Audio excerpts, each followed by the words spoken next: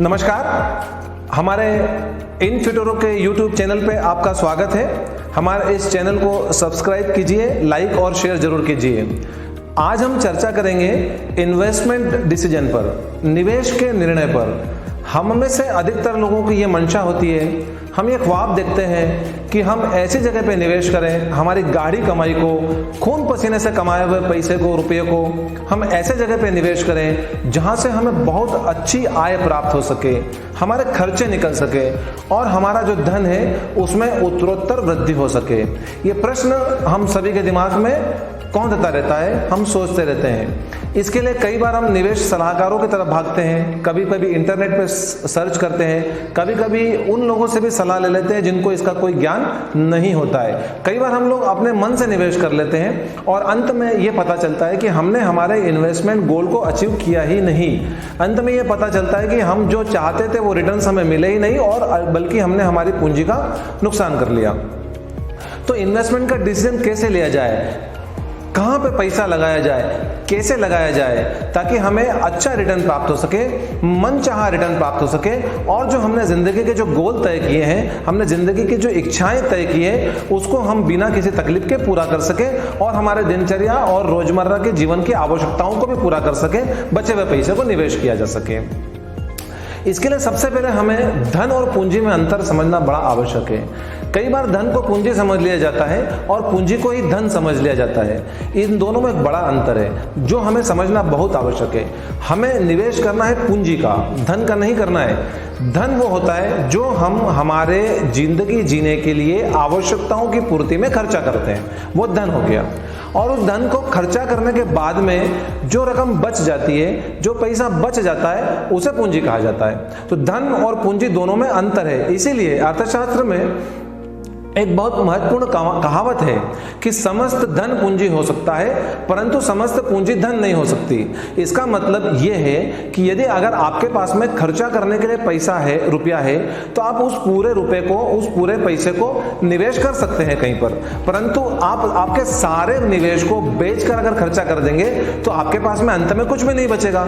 तो समस्त धन को पूंजी में परिवर्तित किया जा सकता है परंतु समस्त पूंजी को कभी भी धन में परिवर्तित नहीं करना चाहिए। अपने सारी कैपिटल को बेचकर और कभी भी हमें उसको खर्चा नहीं करना चाहिए, क्योंकि भविष्य के लिए हमें पैसा बचा के रखना अति आवश्यक है। तो हमें धन और पूंजी का अंतर जब समझ में आएगा तो हमें यह समझ में आएगा कि धन वो होता है जो हमें नितांत आवश्यक है खर्चा करने के लिए। घर की आवश्यकताओं में कटौती करके हम निवेश नहीं कर सकते। पहले घर चलाना है, जिंदगी को जीना है, अच्छे से स्वयं का जीवन जीना है और उसके बाद में जो पैसा बचता है उसे भविष्य के लिए बचाना है। तो हम निवेश करते हैं पूंजी का। अब प्रश्न यह आता है कि पूंजी को निवेश कहां करें। बहुत सारे निवेश के साधन आज की तारीख में बाजार में उपलब्ध हैं। नए नए तरह के एडवर्टाइजमेंट्स हमारे सामने आते हैं, नए नए तरह के लोग हमें सलाह देते हैं, परंतु यह निर्णय नहीं कर पाते कि हम इन्वेस्टमेंट कहां करें, निवेश कहां करें। उसके लिए आपको कुछ पॉइंट से आपको ध्यान रखना पड़ेगा। कुछ बातों का अगर आप ध्यान रखेंगे तो निश्चित मानिए कि आप जो निवेश करना चाहते हैं, उस निवेश से जिस उद्देश्य की पूर्ति करना चाहते हैं, वो 100% आपके उस निवेश की उद्देश्य की पूर्ति होगी।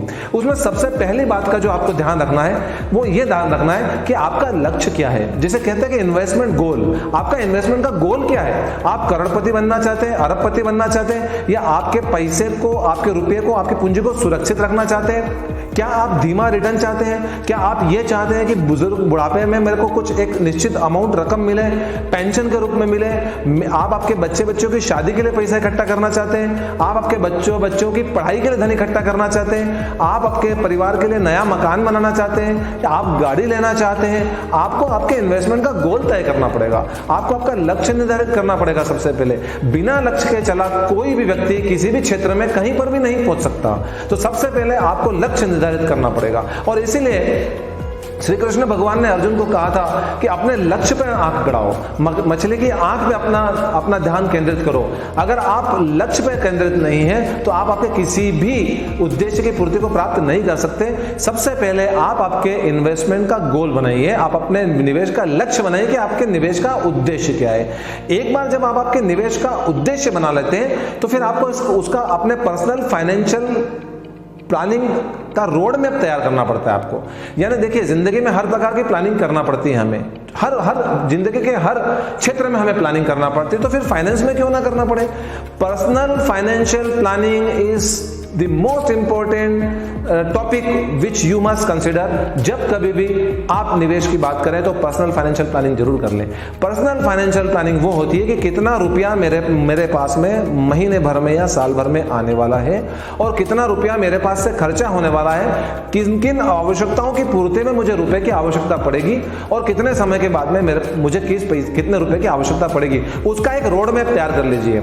हर व्यक्ति का जिंदगी अलग है, हर व्यक्ति की सामाजिक व्यवस्था अलग है, हर व्यक्ति के परिवार की साइज अलग है, हर व्यक्ति की उम्र अलग है, हर व्यक्ति का अपना सोचने का नजरिया अलग है, हर व्यक्ति की अपनी खर्चा करने की आदतें अलग है, और हर व्यक्ति की इच्छाएं, एम्बिशंस, उम्मीदें और हॉबीज अलग है। तो किसी भी एक व्यक्ति की पर्सनल फाइनेंशियल्स जो उसने गोल्स बना रखे हैं, उस प्लानिंग को दूसरे व्यक्ति की पर्सनल फाइनेंशियल प्लानिंग के साथ में कंपेयर नहीं किया जा सकता। इसलिए आपको आपके व्यक्तिगत जीवन में जितने भी पैरामीटर्स हैं, उन सब पैरामीटर्स को कंबाइन करके सबसे पहले आपकी व्यक्तिगत प्लानिंग करना पड़ेगी कि आपकी पर्सनल फाइनेंशियल प्लानिंग क्या है। उसका रोड मैप आपको तैयार करना पड़ेगा कि मैं कहां से चला था और मुझे कहां जाना है, कितना रुपया मुझे खर्च करना पड़ेगा, कौन कौन सा रुपया मुझे किस बातों के लिए जरूरत पड़ेगी, कितना रुपया मेरा मंथली एक्सपेंडिचर है, उसके बाद में मुझे कितना रुपया बचने वाला है। कभी भी किसी दूसरे व्यक्ति को देखकर अपने पर्सनल फाइनेंशियल प्लानिंग कभी भी ना करें। अपनी हैसियत के हिसाब से और अपनी कमाई के हिसाब से अपनी पर्सनल फाइनेंशियल प्लानिंग का एक रोड मैप तैयार करके रख लें। जब आपने ये दोनों बातें कर ली तो सबसे महत्वपूर्ण काम जो आपको करना है वो ये करना है कि आपको रिस्क का असेसमेंट करना है। रिस्क का असेसमेंट का मतलब ये होता है कि आपको आपका जो जोखिम उठाने की जितनी क्षमता है वो क्षमता का आपको कैलकुलेशन करना है, उसकी गणना आपको करनी है। अगेन फिर से मैं यही बात बताऊंगा आपको कि हर व्यक्ति की रिस्क टेकिंग कैपेसिटी अलग होती है, हर व्यक्ति की जोखिम लेने की क्षमता अलग होती है। ज्यादा उम्र का व्यक्ति है वो कम जोखिम ले पाएगा। क्यों? क्योंकि अगर उसकी जिंदगी भर की कमाई हुई पूंजी डूब गई तो हो सकता है कि उसको हृदयाघात आ जाए, उसका हृदय उस लॉस को एब्जॉर्ब करने के लिए कैपेसिटी में नहीं है। एक नया बच्चा है जो नया कमाने निकला, यंग है, युवा है, वो ज्यादा खर्चा भी कर सकता है और ज्यादा पैसे को अपने रिस्क में भी लगा सकता है कि अगर डूब भी गया तो कोई बात नहीं, मेरा एक बड़ा जीवन पड़ा हुआ है, मैं जीवन में फिर से पैसा कमा लूंगा। तो रिस्क टेकिंग कैपेसिटी। फिर फैमिली साइज, अगर न्यूक्लियर फैमिली है, छोटी फैमिली है, तो रिस्क टेकिंग कैपेसिटी ज्यादा होती है। व्यक्ति ज्यादा रिस्क ले सकता है कि कोई बात नहीं, पैसा डूब गया तो मैं फिर कमा लूंगा। परंतु यदि बड़ा परिवार है, बड़े परिवार की जिम्मेदारी है और आमदनी कम है तो उसकी रिस्क टेकिंग कैपेसिटी कम हो जाती है और उसको फिर सोच समझ के रिस्क लेना पड़ता है। तो ऐसे रिस्की एसेट्स में वो पैसा नहीं लगाएगा। तो सबसे पहले आपको रिस्क असेसमेंट करना पड़ता है और करना पड़ेगा। अगर आपने आपके रिस्क का असेसमेंट कर लिया, आपके रिस्क टेकिंग कैपेसिटी हाई है, तो फिर आप हाई रिस्क की सिक्योरिटीज में पैसा लगा सकते हैं। जैसे स्टॉक मार्केट है और इसी प्रकार की कोई चीजों में पैसा लगा सकते हैं जिसमें डूबने की भी संभावना उतनी है जितनी की कमाने की संभावना ज्यादा है। अगर आपकी रिस्क टेकिंग कैपेसिटी कम है तो फिर आप सिक्योर्ड इन्वेस्टमेंट में चले जाइए, बॉन्ड्स फंड में चले जाइए, फिक्स डिपॉजिट में चले जाइए या कोई लैंड परचेस कर लीजिए, वो सिक्योर रहेगा आपके लिए। तो आपकी रिस्क टेकिंग कैपेसिटी आपके इन्वेस्टमेंट डिसीजन को काफी हद तक प्रभावित करती है। इसके बाद में आपको यह भी देखना पड़ेगा कि आपका इन्वेस्टमेंट का टाइम फ्रेम क्या है। आप कितने समय के लिए इन्वेस्टमेंट करना चाहते हैं, आपके आने वाली जिम्मेदारियां कितने समय के बाद आने वाली है। कुछ लोगों को साल भर बाद ही जिम्मेदारियों को निर्वाह करना है, कुछ लोगों के पास में 5-7 साल है, कुछ के पास में 10 साल है, कुछ 20 साल, 25 साल, 30 साल की प्लानिंग लेके भी चलते हैं। युवाओं को 30 साल की प्लानिंग लेके चलना चाहिए, मिडिल एज वालों को 15 साल की प्लानिंग लेके चलना चाहिए, बुजुर्गों को 5-7 साल की प्लानिंग के हिसाब से इन्वेस्टमेंट करना चाहिए। तो आपको यह देखना पड़ेगा कि आपके इन्वेस्टमेंट का टाइम फ्रेम क्या है। अगर आप तुरंत पैसा चाहते हैं तो फिर आपको लिक्विड एसेट्स में इन्वेस्टमेंट करना पड़ेगा। अगर आपको बहुत समय तक पैसा नहीं चाहिए तो आप लॉन्ग टर्म के लिए इन्वेस्ट कर सकते हैं, जैसे एनएससी है, और आप लैंड में इन्वेस्ट कर सकते हैं, या लॉन्ग टर्म के लिए आप जो है शेयर मार्केट में चले जा सकते हैं, अच्छी सिक्योरिटीज में इन्वेस्टमेंट कर सकते हैं। तो आपको यह देखना पड़ेगा कि आपके इन्वेस्टमेंट का टाइम फ्रेम क्या है। टाइम फ्रेम के हिसाब से आपकी जो इन्वेस्टमेंट स्ट्रेटेजी है वो आपको डिजाइन करना पड़ेगी और अकॉर्डिंगली आपको इन्वेस्टमेंट करना पड़ेगा। इसके बाद में जो आपको ध्यान रखना है वो यह है कि आपको आपकी जिंदगी जीने के लिए इमरजेंसी फंड की आवश्यकता होगी। कभी कभी जिंदगी किसी की भी सिक्योर्ड नहीं है। हम नहीं कह सकते आज हमारे साथ क्या हो रहा है तो कल क्या होने वाला है। भविष्य हमेशा अनिश्चित होता है।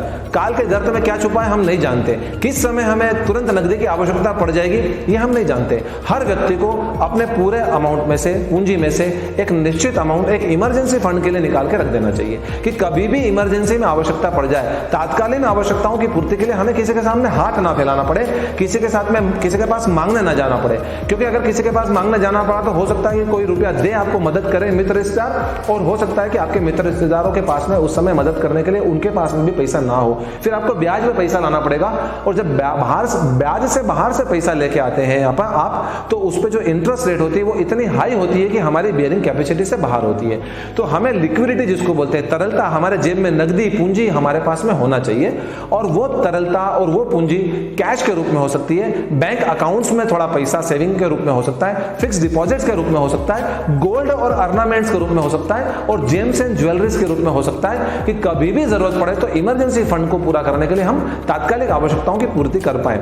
अब उस इमरजेंसी फंड के लिए आप आपकी पूरी की पूरी पूंजी या अपना पूरा बचत मत रखिए, कुछ पोर्शन जो है उसमें से बाकी सब इन्वेस्टमेंट कर दीजिए, कुछ पोर्शन आप जो है इमरजेंसी फंड के लिए रखिए कि आपके परिवार के सदस्यों की उम्र, परिवार के सदस्यों की बीमारी की हिस्ट्री, आपकी हिस्ट्री, ये सब देखने के बाद में आप कल्पना कर सकते हैं, आप अंदाजा लगा पाएंगे कि मेरे परिवार को किसी भी समय पर बीमारी के लिए या किसी और आवश्यकता के लिए इमरजेंसी में कितना पैसा लग सकता है और उसकी कितनी जल्दी में व्यवस्था कर सकता हूं। तो इमरजेंसी फंड आपको सबसे पहले बना के रखना पड़ेगा, जो कि नितांत आवश्यक है। उसके बाद में जो फैक्टर आपको कंसीडर करना है वो है एसेट एलोकेशन।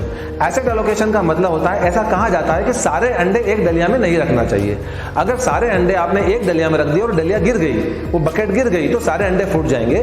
इसलिए ऐसा कहा जाता है कि आपकी गाढ़ी कमाई को, खून पसीने की कमाई को कभी भी किसी भी एक सेक्टर में या एक इंस्ट्रूमेंट में या एक प्रोडक्ट में निवेश मत कीजिए। उसको आप अलग अलग प्रोडक्ट्स में, अलग अलग सेक्टर्स में, अलग अलग इन्वेस्टमेंट के बकेट में बांट दीजिए। यानी कहने का मतलब है कि थोड़ा पैसा बैंक में रखिए, थोड़ा फिक्स डिपॉजिट में रखिए, थोड़ा गोल्ड लीजिए, थोड़ा आप शेयर मार्केट में डाल दीजिए, थोड़ा आप लैंड में डाल दीजिए, थोड़ा आप रिस्की एसेट्स में डालें। ऐसे आप आपके इन्वेस्टमेंट को अगर स्कैटर्ड वे में थोड़े थोड़े तरीके से और अलग अलग रूप में इन्वेस्ट करेंगे तो कभी भी आपको पूरी तरह से 100% आपके पूंजी के डूबने की संभावना खत्म हो जाएगी। भाई एक सेक्टर डूबेगा, एक निवेश डूबेगा, बाकी निवेश तो बचे रहेंगे, तो आपका जो गाढ़ी कमाई है वो बची रहेगी। तो आपका जो रिस्क है निवेश का, वो रिस्क कम हो जाएगा। इसलिए कभी भी अपने निवेश को एक जगह पे ना डाल दे। कभी कभी होता है मित्रों और रिश्तेदारों के कहने पे हम सारा का सारा पैसा भूमि में, लैंड में, बिल्डिंग में, उसमें लगा देते हैं, और कम पड़ता है तो और कर्जा लेके आते हैं, और कम पड़ता है तो रिश्तेदारों मित्रों से भी लोन ले लेते हैं, और कम पड़ता है तो साहूकारों से भी लोन ले लेते हैं, और अल्टीमेटली क्या होता है, अंत में आदमी डेट ट्रैप में फंस जाता है, वो ऋण नहीं चुका पाता, उसकी सारी संपत्तियां बिक जाती है। तो आप आपकी हैसियत और अपनी कैपेसिटी के हिसाब से इन्वेस्ट कीजिए, किसी सिंगल प्रोडक्ट में करने की बजाय उसको इन्वेस्टमेंट को अलग अलग भागों में बांट के कीजिए। तो आपका जो निवेश है वो पूरा के पूरा डूबेगा नहीं और आप कभी भी रिस्की जोन में नहीं आएंगे। इन सब के साथ में आप जिस प्रोडक्ट में इन्वेस्टमेंट करना चाहते हैं, आपने तय किया है, सबसे पहले उस प्रोडक्ट की जानकारी ले लीजिए। प्रोडक्ट का मतलब होता है कि जिस प्रोडक्ट में आप इन्वेस्टमेंट कर रहे हैं। कई बार हमारे पास में होता है कि हम बैंक में जाते हैं और हमें बताया जाता है कि आप एफडी के बजाय म्यूचुअल फंड में रख दीजिए, आप एफडी के बजाय इंश्योरेंस कंपनी के यूनिट लिंक इंश्योरेंस प्लान में रख दीजिए। कई बार हम कुछ खरीदने जाते हैं, बाजार में कुछ एसेट खरीदने जाते हैं और हमारे मित्र रिश्तेदार हमें कोई प्लाट बता देते हैं कि वो रोड पे प्लाट है, आप उस रोड को प्लाट ले लीजिए, 2 साल में डबल हो जाएगा, 3 साल में डबल हो जाएगा। ऐसा कभी भी नहीं करना है। आप सबसे पहले उस प्रोडक्ट की रिसर्च कर लीजिए कि आप जो प्रोडक्ट ले रहे हैं उस प्रोडक्ट का फीचर क्या है, उसके रिस्क कंपोनेंट्स क्या है, उस पे आपको कितना प्रॉफिट होने वाला है, वो प्रोडक्ट आपके इन्वेस्टमेंट गोल से मैच करता है या नहीं, क्या वो प्रोडक्ट आपके रोडमैप पे फिट बैठता है कि नहीं, क्या वो प्रोडक्ट आपकी इन्वेस्टमेंट कैपेसिटी में है या नहीं, क्या आप उस प्रोडक्ट के बारे में पूरा जानते हैं कि उसमें क्या क्या नट्स एंड बोल्ट्स हैं। जब आप प्रोडक्ट की पूरी जानकारी ले लेंगे तो आप एक कॉन्फिडेंस के साथ में उस प्रोडक्ट में इन्वेस्टमेंट करेंगे और आपको रिस्क होने की या लॉस होने की पॉसिबिलिटी जो आपको कम हो जाएगी। तो किसी भी प्रोडक्ट को जानकारी के लिए सबसे पहले तो उसमें देख लीजिए कि कितना रिस्क है, 1 नंबर। दूसरा नंबर वो पॉपुलर कितना है, 2 नंबर। तीसरा नंबर क्या वो अवैध तो नहीं है। चौथे नंबर पे उसमें रिटर्न ऑन इन्वेस्टमेंट कितना है। रिटर्न ऑन इन्वेस्टमेंट का मतलब होता है कि मैंने जो पैसा लगाया है, आपने जो रुपया लगाया है, उस रुपए से आपको कितने प्रतिशत की आय की प्राप्ति हो रही है। यानी अगर मान लो आपने 100 रुपया लगाया है और 100 रुपए पे अगर आपको 5 रुपए मिल रहे हैं साल के, तो आपको 5% रिटर्न ऑन इन्वेस्टमेंट मिल रहा है।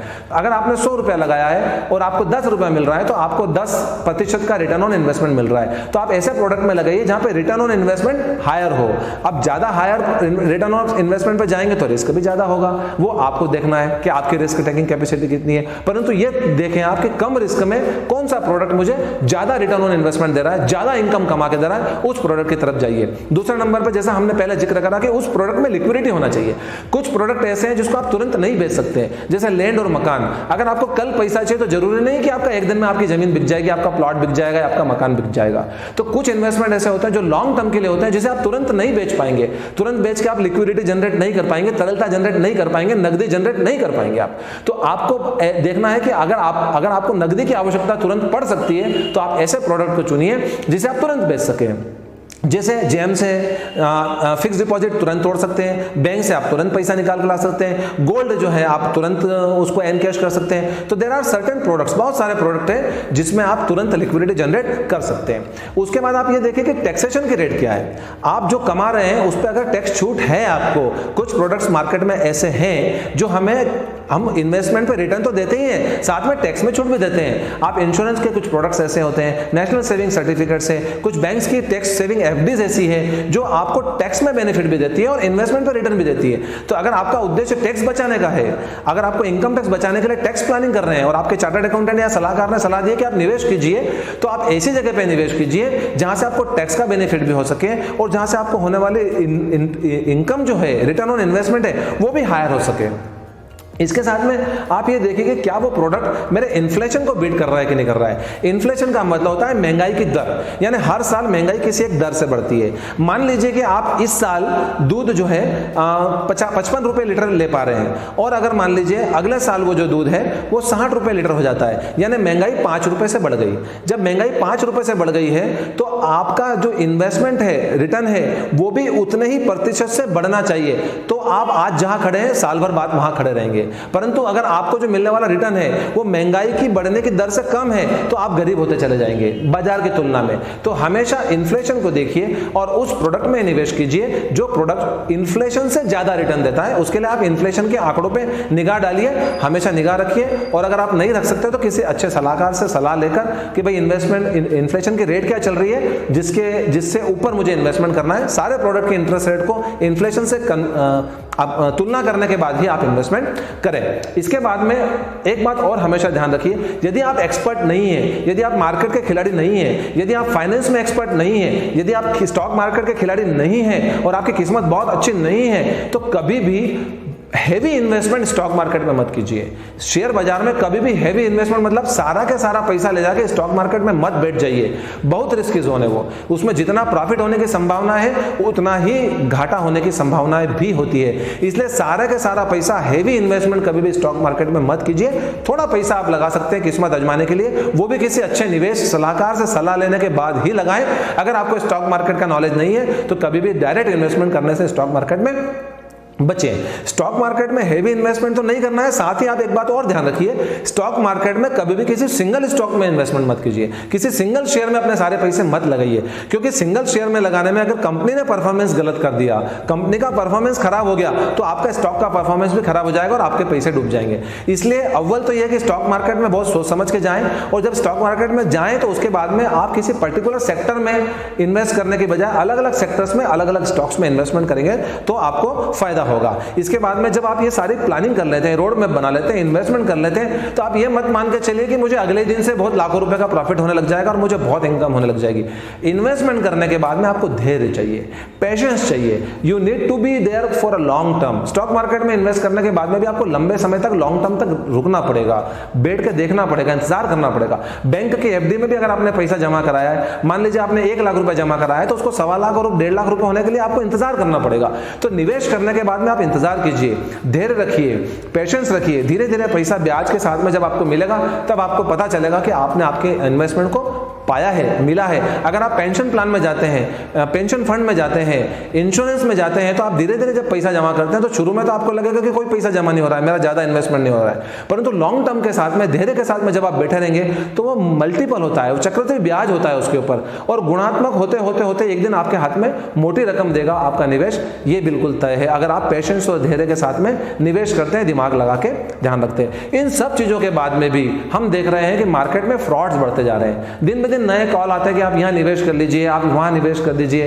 फ्रॉड लोग आपके पास में आकर और आपका पैसा गलत जगहों पर लगवा देते हैं। इसलिए सबसे पहले यह देख लीजिए कि जो निवेश के लिए आपके पास में आया है, आपका सलाहकार कौन है, जेन्युइन सोर्सेज से आया है कि नहीं आया, आप उसे पहचानते कि नहीं पहचानते, उसकी हिस्ट्री क्या है, उसका बैकग्राउंड क्या है। फिर आप जिस प्रोडक्ट में लगा रहे हैं उस प्रोडक्ट का बैकग्राउंड क्या है। ये फालतू की जो स्कीमें चलती है, पॉन्जी स्कीम्स है, मल्टीपल करने वाली स्कीम है, चैनल वाली स्कीम्स है, इन स्कीमों पर कभी भरोसा मत कीजिए, क्योंकि वास्तव में इनका कोई अस्तित्व होता नहीं है। ये केवल जनता को बेवकूफ़ बनाने के लिए, फ्रॉड करने के लिए पैदा की जाती है। तो सबसे पहले स्कीम कौन है, स्कीम लॉन्च किसने करी है, उसका बैकग्राउंड क्या है, उसकी हिस्ट्री क्या है, उसकी ऑथेंटिसिटी क्या है और सोर्स क्या है, उसको जानकारी करने के बाद ही जब आप इन्वेस्टमेंट करेंगे तो आप फ्रॉड से बचेंगे। फ्रॉड से बचिए, अलर्ट रहिए, दिमाग को शांत रखकर सारी चीजों का अच्छी तरह से एग्जामिनेशन करने के बाद में आश्वस्त होकर ही इन्वेस्टमेंट कीजिए। कभी भी रुपया डबल होने के चक्कर में ना पड़े, अपने खून पसीने की गाड़ी कमाई को कभी भी ना डुबाएं। ये सब जब आप करेंगे तो यकीन मानिए कि आपका जो इन्वेस्टमेंट का डिसीजन है वो बहुत अच्छा होगा। आप आपके जिंदगी के गोल को पूरा कर पाएंगे, आपके जिंदगी के उद्देश्य को पूरा कर पाएंगे और आपको निवेश में कभी भी घाटा नहीं होगा। इन सब को करने के बाद में आपको एक बात हमेशा ध्यान रखनी है, अपने आप को हमेशा वित्तीय रूप से साक्षर करते रहिए। इंटरनेट मीडिया के थ्रू, यूट्यूब के थ्रू, लेक्चर्स के थ्रू, सेमिनार्स के थ्रू, रीडिंग के थ्रू या न्यूज़पेपर में पढ़कर या डिस्कशन करके या सलाहकारों के पास में बैठकर अपने वित्तीय ज्ञान को हमेशा आगे बढ़ाते रहिए। और इसको बढ़ाने के बाद में हमेशा अपने पोर्टफोलियो को रीबैलेंस कीजिए। पोर्टफोलियो का मतलब होता है कि आपने जहां जहां पे पैसा लगाया है उन सब का जो योग होता है, उन सब प्रोडक्ट का जो टोटल होता है, उसको पोर्टफोलियो बोलते हैं। तो कभी कभी अगर किसी शेयर में फायदा नहीं हो रहा है तो उस शेयर में से बेच के फायदे वाले शेयर में चले जाइए। कभी कभी लगता है कि स्टॉक मार्केट धड़ाम से गिर गया है, भविष्य में बढ़ने की संभावना है, तो अपने फिक्स डिपॉजिट को तोड़ के स्टॉक मार्केट में लगा लीजिए। अगर आपको लगता है कि गोल्ड गिरने वाला है, बहुत तेजी से गिरने वाला है, तो आपके पास आज जो गोल्ड है उसको बेच दीजिए, फिर जब गिर जाएगा उसको खरीद लीजिए। तो ऐसे आपको आपके पोर्टफोलियो को रीबैलेंस करना पड़ेगा, कभी इधर का उठा के इधर, कभी इधर का उठा के इधर। और कभी आपको लगता है कि आपको भविष्य में 2-4-5 साल तक कभी पूंजी की आवश्यकता नहीं पड़ेगी, लिक्विडिटी की आवश्यकता नहीं पड़ेगी, नकदी की आवश्यकता नहीं पड़ेगी, तो घर में जो फालतू पैसा पड़ा है उसको जाके निवेश कर दीजिए। तो ऐसे आपको आपके पोर्टफोलियो को चर्न करना पड़ेगा, आपको रीबैलेंस करना पड़ेगा, इधर का उठा के उधर, इधर का खरीदा उधर का बेचा। कॉशियसली, सलाह के साथ में, दिमाग खुले रखते हुए जब आप ये सब काम करेंगे तो देखिए कि आपका पैसा बहुत तेजी से ग्रो करेगा और आप आपकी जिंदगी के आर्थिक गोल को पूरा कर पाएंगे। तो इसी प्रकार के वित्तीय और आर्थिक और व्यवसायिक मामलों से जुड़े हुए नए नए अपडेट्स, रोचक जानकारियां और अच्छी बातें जानने के लिए आप हमारे YouTube चैनल से जुड़े रहिए। हमारे चैनल को सब्सक्राइब, लाइक और शेयर जरूर कीजिए। और इसी प्रकार के अच्छे अपडेट्स के लिए आप हमारी वेबसाइट को भी विजिट कीजिए www.infuturo.in। Thank you.